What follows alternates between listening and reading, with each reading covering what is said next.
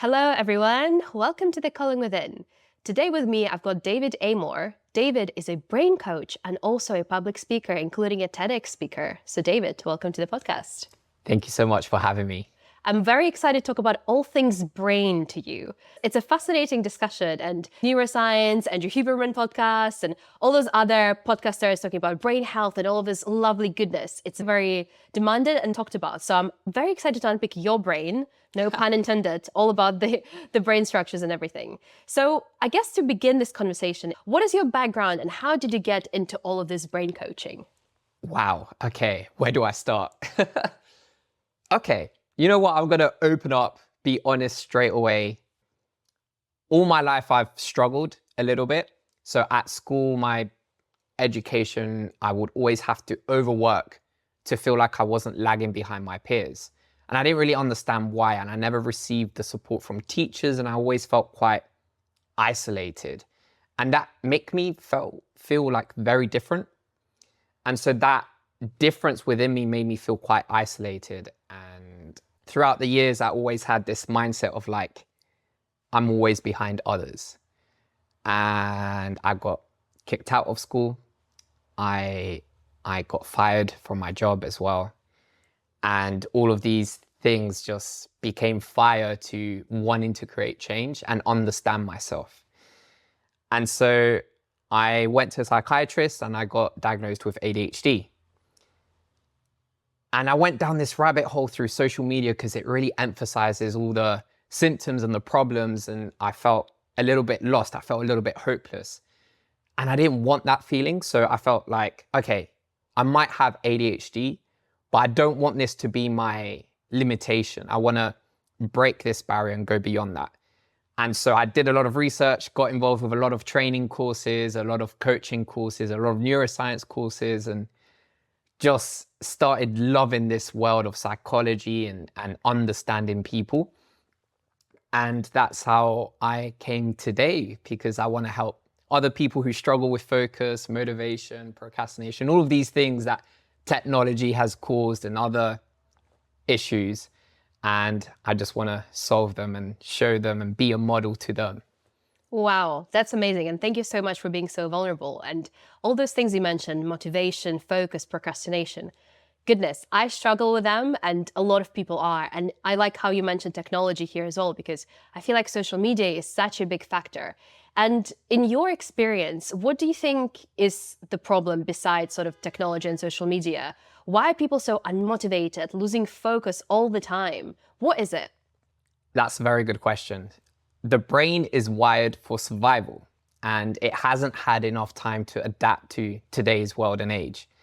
So unfortunately, we have a lot of traits that causes us to procrastinate, that causes us to be demotivated. And I'll give you an example. We have a lot of fear and we're not very aware of it. And that's how procrastination actually presents itself. It's through this fear of not feeling worthy enough that we self-sabotage.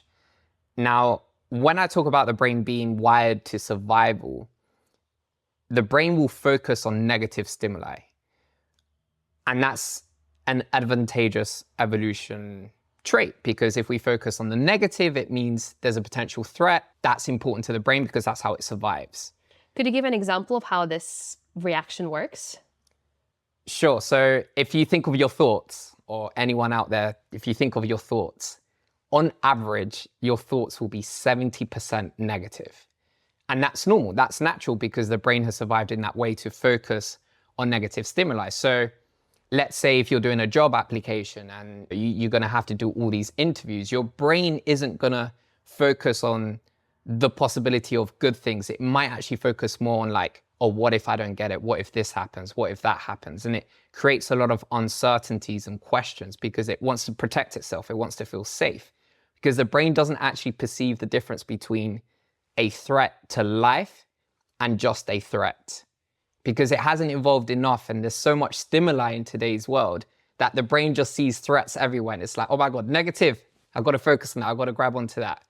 And that causes self-sabotaging behaviors. And so what I do with my clients is we retrain the brain, we rewire the brain from a survival mode, which is naturally how we all are, into a thriving mode because the brain is neuroplastic. It's capable of change. It's capable of creating new connections and neurons.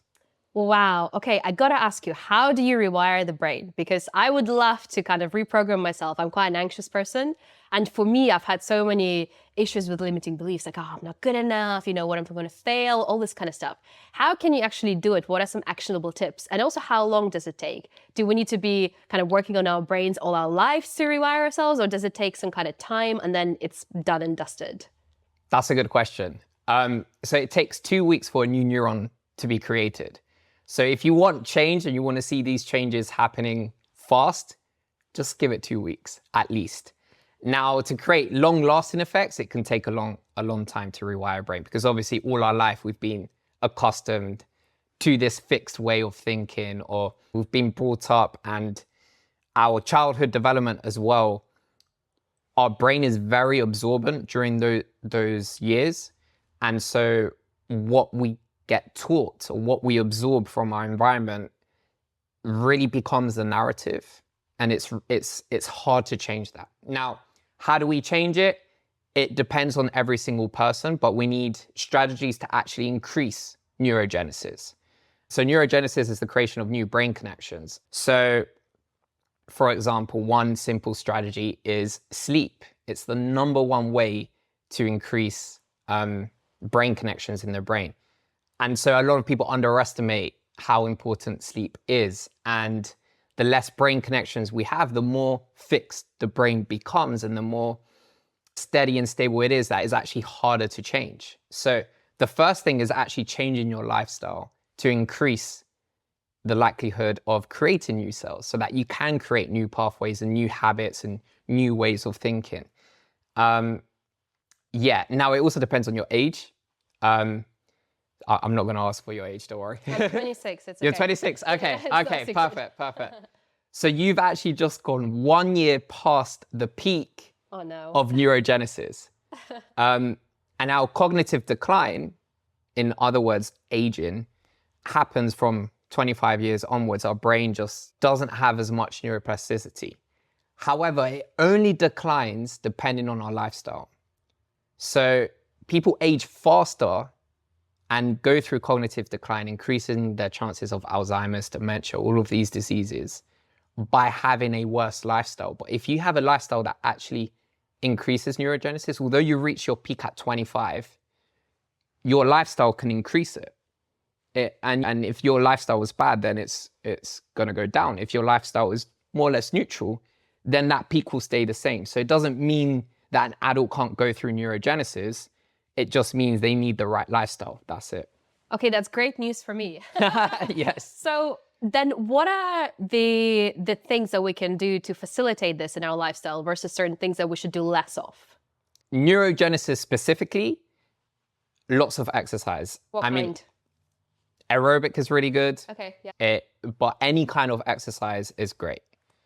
Just get out there and do movement every single day. Even if it's just a walk, like 30 minutes every day, like, it's still beneficial. Of course, it's your classic, your diet, your omega-3s, all of this good stuff. And there's a lot more to it, but it depends on the person on how to increase the neurogenesis and their cognitive profile and everything.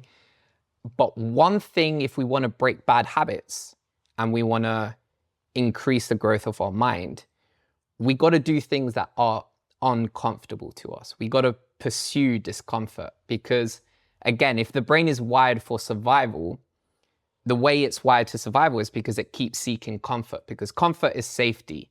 Comfort is more certainty, and more certainty means there's a less danger of death. And so what we need to do, we need to train the brain to realize that it's actually safe to seek discomfort. When we're feeling lazy and we're indoors and we don't have the motivation to go to the gym or to see a friend, that's because your brain is like, hey, we need to conserve energy. We need to keep you safe. We need to keep you in this state. That's your survival mode of the brain talking. So what I teach clients is, look, if that feels uncomfortable, that's a sign that you should do it. And that way your brain over time slowly gets used to this uncomfortness, and then the baseline goes up and you actually feel okay when you do these uncomfortable things. And so one way to do that is have a cold shower every day. I know, it sounds horrible, but you can increase your dopamine by 250%, and it's free motivation, more than cocaine. So Good to know. So yeah, if you want new connections and dopamine, go for a cold shower every day. Okay, those are very great tips, and they all kind of sound like generally facilitating a healthy lifestyle. But let's take an example. So, for example, I have a belief that I'm not good enough. Okay. How then do we practically rewire me to think that I am actually good enough? I would say you got to train your brain to embrace failure, to be okay with not being perfect and not succeeding.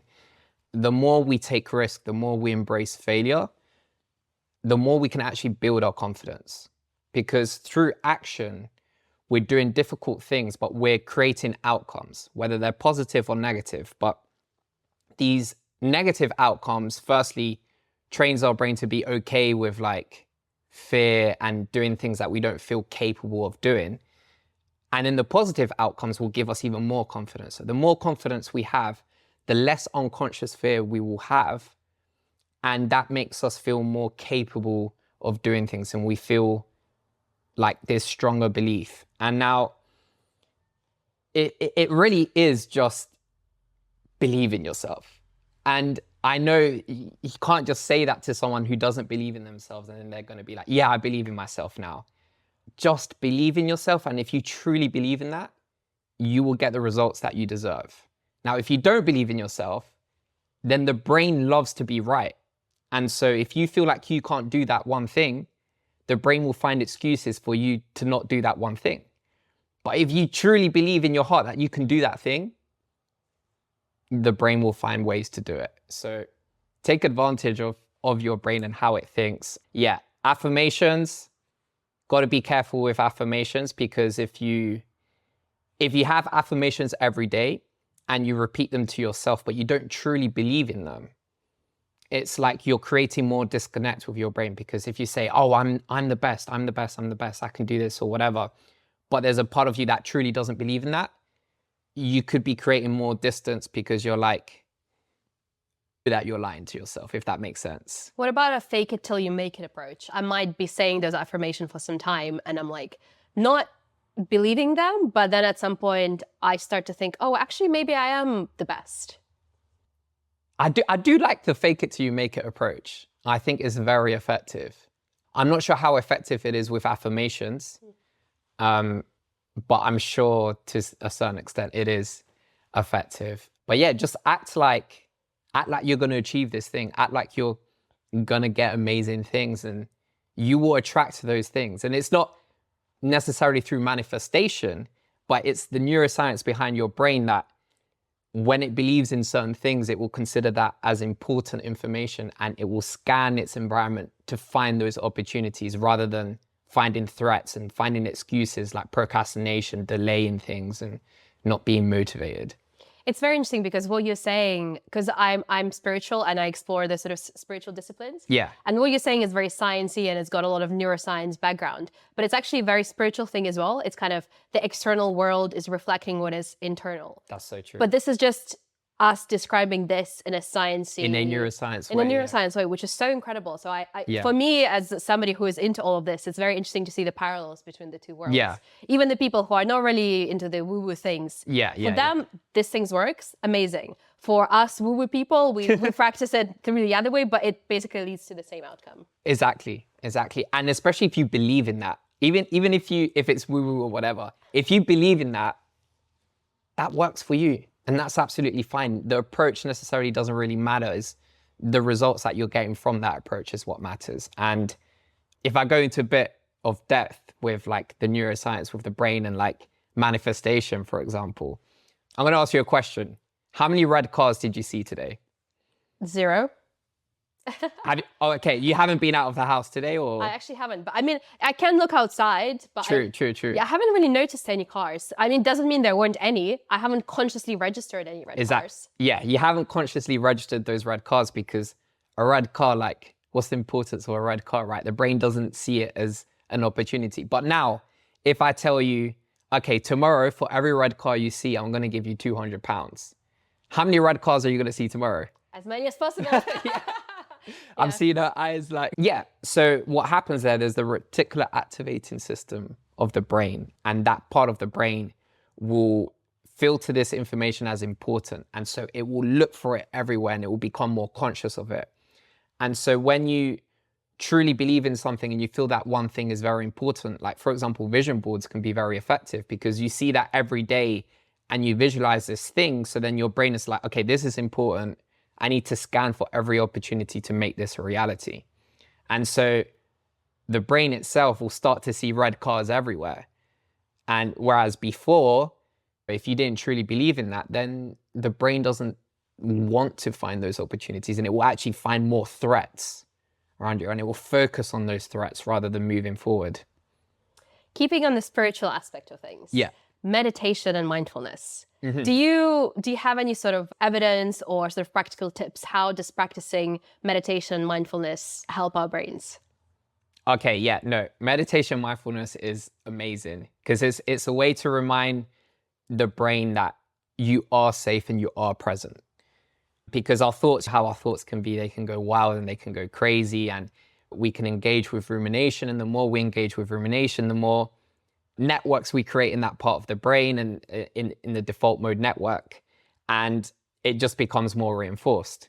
So with meditation and mindfulness, we just reminding the brain and body that, hey, you can be present, you can be safe here. Because the brain has a tendency of going into the future with its thoughts, which creates a lot of anxiety because all of these uncertainties. It goes to the past, accessing memories to like protect itself from future events. So it jumps from past, future. But when we meditate, it's actually a way to be present, to remind our thoughts that it's okay to enjoy the moment, right? And through that, that's where we have like hyper focus and we can enter flow states.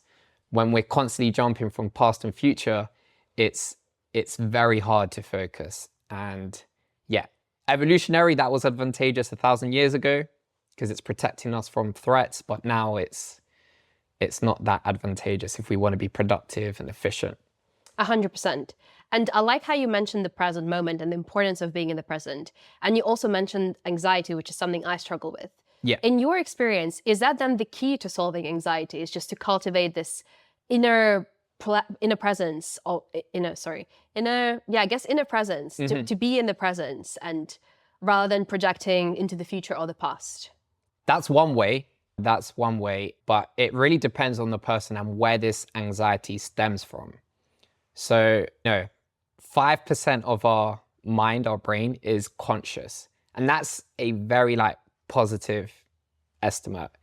The rest is unconscious. And so that unconscious thinking and programming could have a lot of control on your thoughts and how you feel.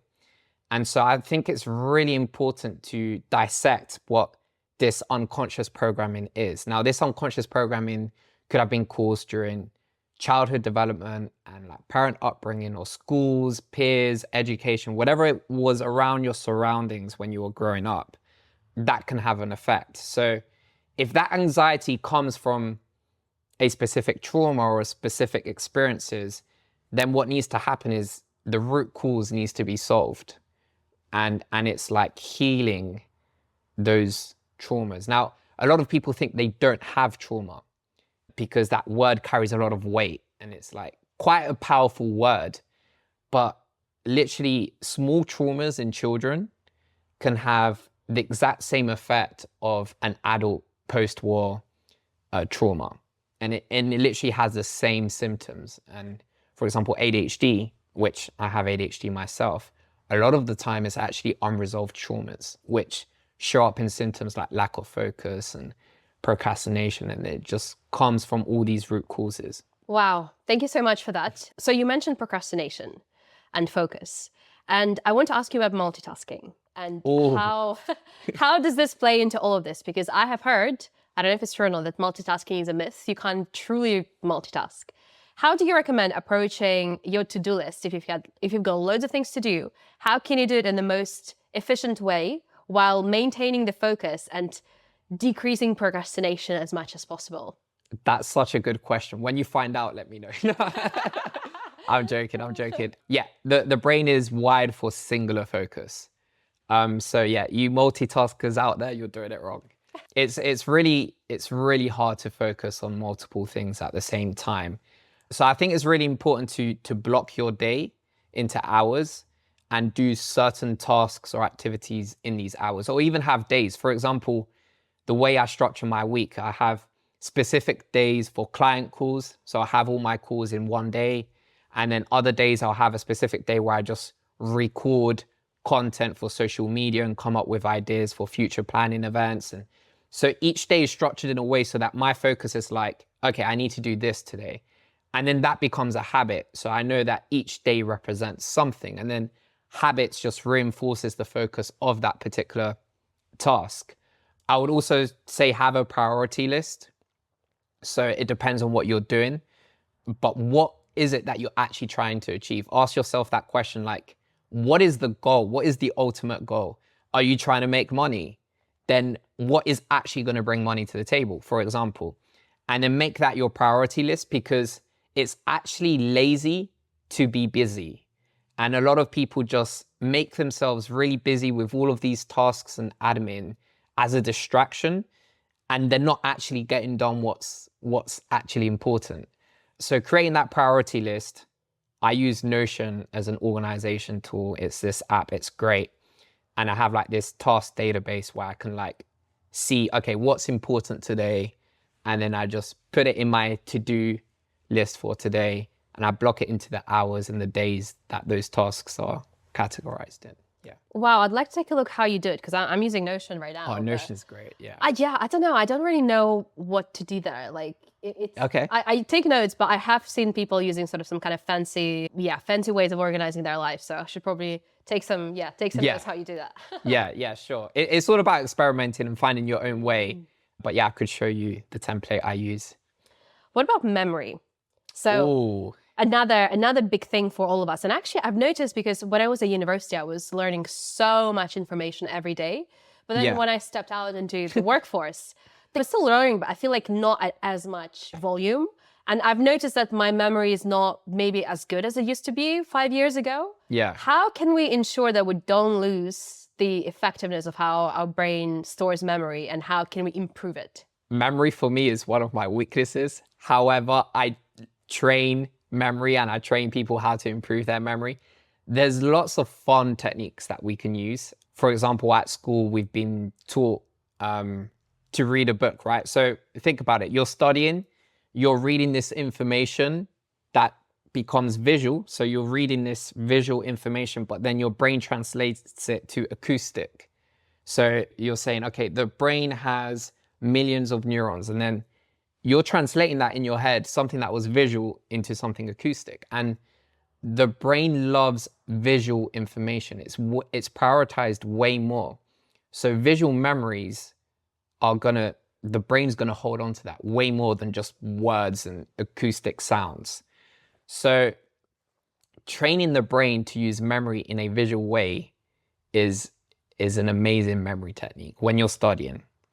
Yeah, there's lots of techniques that I can't go into depth now. But then lifestyle, of course. Again, sleeping properly is the best way to improve your memory. Not drinking alcohol, because alcohol will kill those connections between one neuron and the other. Just having a good diet, drinking lots of water. So it really does come down to the simple things. And I know people know that, but sometimes you just need to remind them, like, this is how you do it. It really can be that simple.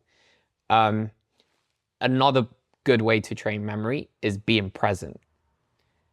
Because how many times have you met someone new, you shake their hand, they tell you your name, but you're like, oh my God, what do I say? Or what do they do? And then you're thinking of like the next conversation of what you're gonna ask that. You never actually heard their name. So it's not actually that you're bad at memory. It could just be that you weren't present in that moment, that you had so many thoughts that the brain isn't capable of absorbing everything in one go. Wow, and that's so true. And there's this meme that I need to show you after. It's basically there's a networking event and people meet and they shake hands. And as soon as they say their name, the whole reel is muted. So it's kind of like, oh, you shake the hand and it's like, you don't hear the name. It's like, sorry, what was that? And then nothing. And it's so true. It's like when they It's say their so name, true. it's like, where does it go? I don't know. The brain just goes blank. I know. Yeah. So we've spoken a little bit before we started recording, and you've mentioned to me that you've recently gone sober. And I've been sober since mid last year as well. And in your view, what are some benefits of going sober? And specifically, why is alcohol so harmful to our brains? So the reason why I went sober is number one, brain health. Number two is the way it affects our sleep. So it doesn't allow us to enter like a deep sleep. The brain waves don't actually go into the proper brainwave that it should be in because of alcohol. It's very delayed. So you're going to feel a little bit like awake / half asleep. I don't know if you've ever noticed that when you drink lots on a night, you don't actually go into a deep sleep. So that's one thing. Obviously feeling bad the next day and not feeling able to focus. Yes, alcohol kills the connections between neurons. So yeah, again, that's not great. And it's expensive. And is there a real need for it? I know there's this culture, especially in London, of like, yeah, go out to the pub with mates or colleagues at work. And this culture is just very much reinforced and there's a lack of alternatives. So yeah, just be proactive in finding alternative events and community things that you could do that's not just drinking. So, I mean, from what I'm hearing is there's really no positive effects from alcohol to our brains at all. There's absolutely none. Not even red wine, like drinking a glass of red wine each day is going to make you live longer. No, because yes, grapes are great and they have a lot of antioxidants, but the alcohol just basically nullifies that whole effect. It's just not worth it. Just have grapes by themselves, like honestly. So yeah, don't. It's just an excuse to drink, I think. Yeah. And I think I've mentioned it a couple of times in the podcast already, but I've got a really positive view for the future of the society, how we're going to orient it about health. Yeah. I really like this guy, Brian Johnson. I don't know if you saw him. He's this biohacker from America, a very rich guy, spends millions of dollars on his health and everything. And he said this concept of like certain cultures being a death cult. Like, for example, he said grind culture is a death cult because it just destroys your health. And you can somewhat say this about party culture because there's just this whole notion of not sleeping, doing drugs, drinking a lot of alcohol, eating horribly. It's just like, it doesn't serve us at all. So hopefully in the future, we'll recognize this and we'll be able to move away from this and still be social, still create connections, just more in a more healthy way. It doesn't have to be about destroying ourselves for the sake of society, social pressure, looking cool, taking nice pictures. Yeah. So hopefully we'll see that. I love that. I have faith. And another question I have is nutrition, and specifically sugar and ultra-processed foods. Oh. I can already envision that it's going to have a negative effect, but what does it do to our brains if we overindulge in all of those treats? I don't have the best answer for this because I don't have enough information, but from what I know is that it can cause a lot of dopamine addiction. So if we keep seeking food and pleasures and like these flavors or sweet, sugary stuff, that's a way because your brain is trying to look for ways to regulate the nervous system and getting this dopamine, it just makes you feel slightly better. But that doesn't mean it's a good thing because our baseline and our tolerance for dopamine keeps becoming lower and we need more and more dopamine. So when we like become addicted to these foods, everything else actually becomes less exciting. So for example, even going for a walk isn't as pleasurable because you're thinking of these big dopamine instant gratification boosters and then everything else becomes just more like boring. So we got to reduce our baseline and make sure that we can get healthy dopamine rather than unhealthy dopamine, like through sport and cold showers and yeah. Is there such thing as dopamine detox to kind of reset this baseline? Yeah. There is a dopamine detox method. I've heard contradicting opinions on it in terms of how effective it is. But I personally think it's incredibly effective, because you're just reminding your brain that you don't need all of this dopamine. And then all of a sudden reading a book becomes fun, or like doing all of these other healthy things actually becomes enjoyable for the brain. Let's talk about ADHD. So Cool. this is the subject that obviously we've touched on earlier, because you said you were diagnosed with ADHD. Yeah. For those people that don't know, this word is kind of thrown everywhere these days, like, oh, ADHD, and some people might not even mean like they have it, but it's kind of like, I don't remember the word, like almost appropriating the illness for certain things. What actually is ADHD in medical terms? What are the symptoms? Yeah. And yeah, let's start with that. Okay. Yeah. So a lot of people are like taking this label. You could say this ADHD label. My opinion is quite like personal. You could say it's quite like just an opinion. But in terms of medical terms, it's supposed to be a disability. So people really struggle with like getting things done and all of this. But for me, ADHD it has been a disability in the past. You could say that. But now I just feel like I know superpower cliche, everyone uses it, but I really feel empowered by this difference. And I think when you truly understand the label of ADHD, you can then realize how it doesn't necessarily need to hold you back. So in terms of medical terms, maybe I don't have ADHD, because it doesn't feel like a disability anymore. I know that my brain is wired differently naturally and genetically, but I'm still capable of doing things because I found the strategies to overcome the negative symptoms. And I understand this whole like appropriation thing and people claiming that they have ADHD when they haven't even got a diagnosis yet. But the whole system, especially in the UK, like through the NHS, to get a diagnosis can take up to 7 years. So like, fair enough, if someone feels like they have ADHD, like let them think whatever, because the whole system is just so flawed. And there's a lot of people in this like very difficult situation, which is where I was, where it's like, maybe it's ADHD. And I feel like a lot of people are in that boat, but they can't make that step of like, oh yes, I have ADHD, because they don't get diagnosed, and they're like procrastinating the whole like diagnosis process to go through that system. So it's very counterintuitive for ADHDers to get the diagnosis they need. But at the end of the day, if someone is struggling with ADHD symptoms, whether it's ADHD or not ADHD, I don't think it necessarily matters that much. If you're struggling with these things, there's a reason why you're struggling with these things, and you shouldn't like devalue that struggle, right?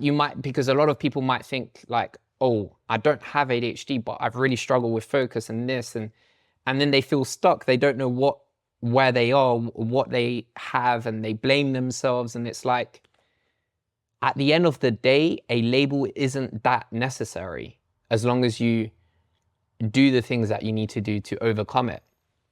What are some symptoms of or negative symptoms of ADHD then? So for people that aren't familiar, perhaps they might think that somebody they know have ADHD. What should people look out for?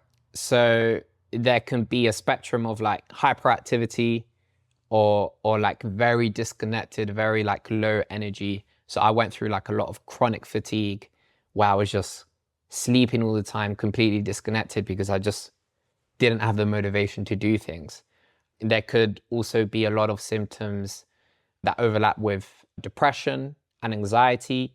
So yeah, with depression, it's basically a lack of motivation to do things, not capable, not like feeling physically capable of like getting out of bed or doing tasks that are boring. Like the brain literally doesn't produce the motivation chemicals to do it.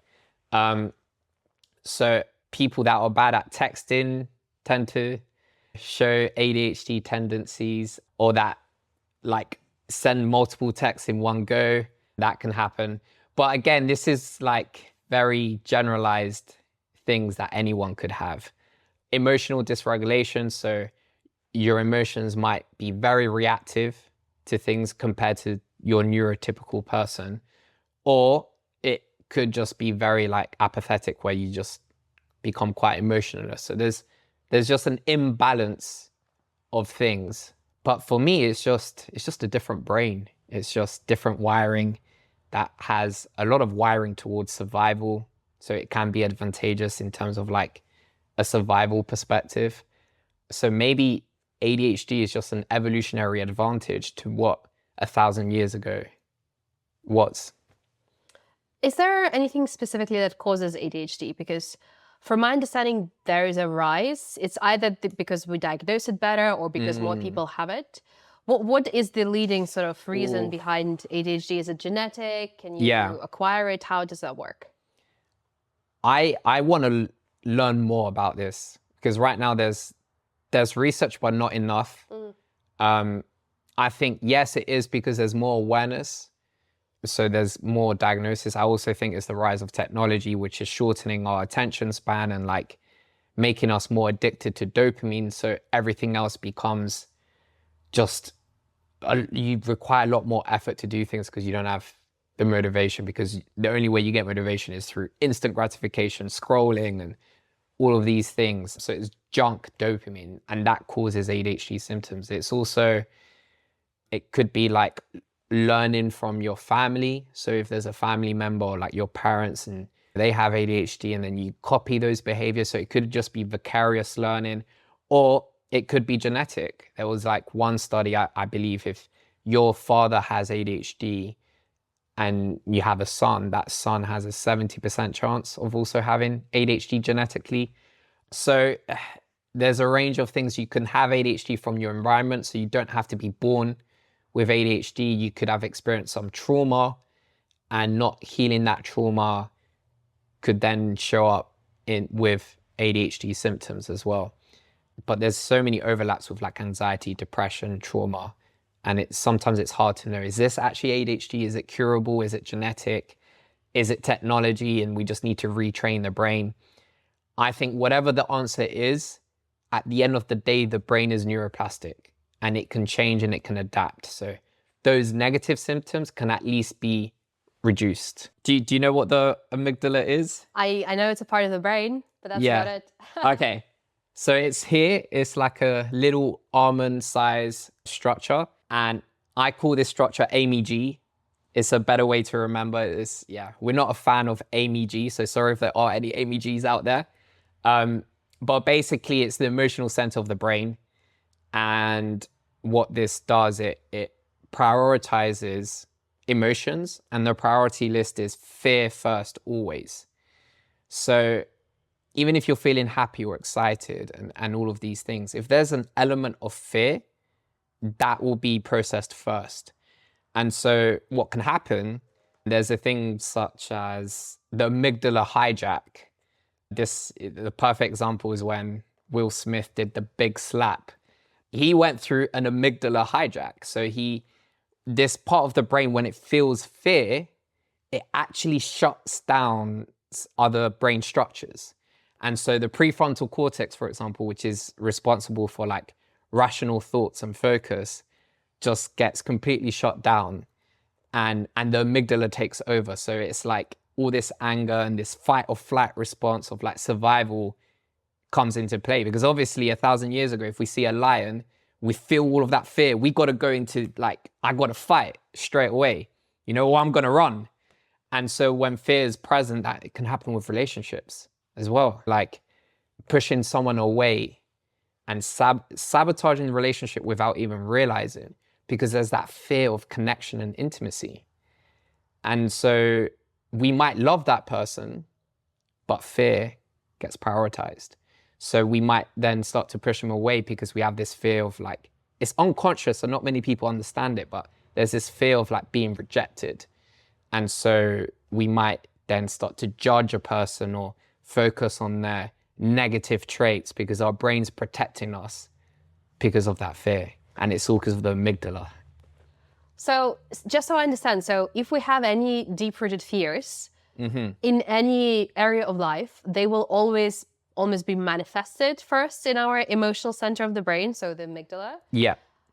And that is because the brain would want to prove itself that this fear is real? Is this why it's going first? No. So the reason why it goes first is because fear, evolutionary, is a very advantageous emotion because it allows us to go into action. It allows us to do something. It drives a behavior, this fear. And it's a very powerful emotion. And that's why the brain considers it the most important, because 1,000 years ago, the most important emotion was fear, because it allowed us to run away from a threat. Fear is a great tool to deal with threats, but threats to actual life, right? And so the brain wants to delay death by having fear so that it drives you into action, whether that's running away, for example, in relationships, and sabotaging those relationships. That's a form of avoiding that, right? That intimacy, because it's scared of it. It's scary and it's uncertain, and I don't want to be hurt. And that hurt and that pain could be related to survival. So that's, does that answer your question, sort of? Yeah. And then what is the emotional scale? So after fear, then is there any other negative, I assume, emotion that's going to be processed after? I'm not exactly sure like what the actual order is, but what I do know is that the best way to reduce fear, and if you truly feel this emotion, you can actually completely nullify fear, and that's gratitude. And that's a very powerful emotion. And when you feel this, it's hard to describe, and it's still more neuroscience research needs to go into this feeling. But gratitude is just a way to be present and be grateful and thankful to what we have. And you get this warm feeling inside, and like sometimes even goosebumps, or like this tickly feeling. I'm describing it how I feel it. It can be different to everyone. But why gratitude is so powerful is because it's reminding your brain that it is safe, that you are okay, and that you don't need to focus on the fear, because actually you have all of these things. You have a roof, you're able to breathe in oxygen, you're able to go on a walk and listen to birds singing. These are simple pleasures, but you're reminding the brain, like, look at this positive stimuli. Be thankful for that. It's like, you don't need to focus on all the scary things and negative things. So gratitude is the number one way to reduce fear. Let's look at some of the common fears and how we can use gratitude to almost not dismantle them, but overpower them. So for example, if I have a fear that I'm going to be hurt in a relationship, how do I use gratitude to improve that? So I think it's important to recognize what the triggers are. So why is this person triggering you? Why is this person making you feel bad in a certain way? And like recognize those pain points and allow that to be a moment to reflect inwards and be like, okay, why does this trigger me? Where does this trigger come from? Is it them or is it me? And you try to solve it by not blaming them, not blaming yourself either, but like recognizing, oh, okay, so this person is quite controlling. It feels controlling. And then you look back to how you were brought up. Was there a certain parent that would control your environment a lot and would have a very organized system where things had to be a certain way and they had to be very specific? So you felt quite controlled. So when someone tries to control you, like it's perceived, it could be perceived, then that's even more triggering. So actually, the best way to practice gratitude in a relationship is recognizing your triggers without blaming them, and then healing that and being grateful for whoever caused that trigger. So how do I explain that? You need to heal those little micro traumas. And it usually is because of parents or siblings or peers or school. And when you heal those micro traumas, you then start to feel safer with that person. And you need to build gratitude towards your parents as well. Like, yes, they caused all of this bad stuff on you, but hey, you were growing, they were growing, they're still growing, they're still learning. They don't understand, they don't have the information. So we got to still show empathy and love towards them, but understand what they've caused in us, heal that, like forgive them. And when we forgive them, we let go of that resentment and that fear. We let go of that fear. So then when we're with this new person, we actually feel like more open to love. And the other way to connect with your partner is literally be grateful for them every single day. Like make a list, 10 things every day of why you're thankful for them. And like remind yourself, because remember, your brain focuses on the negative. 70% of your thoughts will always be negative. So your thoughts towards your partners will be 70% negative. So you got to be like, no, brain, that's not true. Like, remember, they have this, they have that, they have this, and they make me feel this and that. And this is good. They're not as bad. No one is perfect. We're all imperfect. And it's not being like judgmental and like perfectionist and thinking that the one is out there and this person isn't the one. It's not having that attitude. It's more thinking like, okay, this could be the one relationship. So we need to both grow to make it the one relationship, rather than think, I need to find that one person. Does that make sense? It's about working together as a team and building that one relationship. This conversation had made me pick up a brain stress ball. It's been intense, but this is helping. Thank you for bringing this. I do use it with clients when they like, because sometimes we can go deep and it can be stressful. Yeah. But yeah, just squish it. Oh, it's amazing. Is there anything else you want to touch on before we wrap up? I guess if you are in London and you're looking to learn more about your brain, and I know we both know how lonely London can get, and finding those like community circles, if you don't know where to begin, is very difficult. So I've been trying to I am hosting wellness events about the brain and combining creativity and community. So bringing people together so that they feel inspired by each other and they grow more. So I guess if you're in London and you want to be involved with these community events, let us know and we could get you involved. Awesome. Where can people find you if they're interested in the work that you do and if they want to connect with you? Sure. So I think the best way for now is just connecting with me on Instagram. So it's David AMOR_G. So David Amor_G. I've just started my social media game, but it's going okay.